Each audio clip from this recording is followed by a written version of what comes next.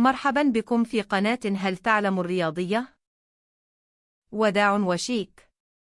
كارفاخال يستعد للانتقال إلى دوري عربي. يبدو أن قائد ريال مدريد داني كارفاخال أقرب بكثير إلى مغادرة النادي الملكي بنهاية الموسم الجار.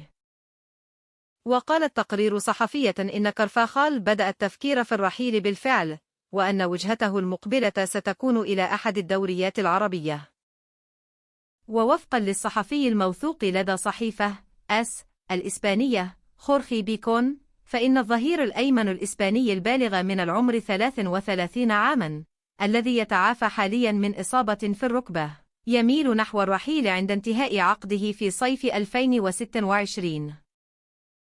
ويعد كارفاخال الوحيد المتبقي من تشكيلة ريال مدريد التي توجت بلقب دوري أبطال أوروبا للمرة العاشرة، وقد حقق مكانة أسطورية في النادي منذ عودته إليه عام 2013 بعد تجربة قصيرة مع باير ليفركوز.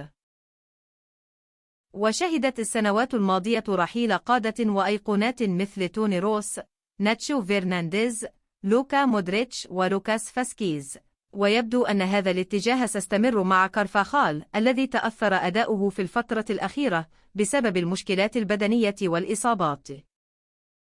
وأكد الصحفي خورخي بيكون عبر حسابه في إكس اليوم الثلاثاء أن قطر قد تكون الوجهة التالية لكارفاخال، خاصة بعد زيارته الأخيرة للإمارة الخليجية حيث قضى بعض الوقت في نادي الغراف. وربما يفكر كارفاخال في اللحاق بصديقه المقرب زميله السابق في ريال مدريد المهاجم خوسيلو.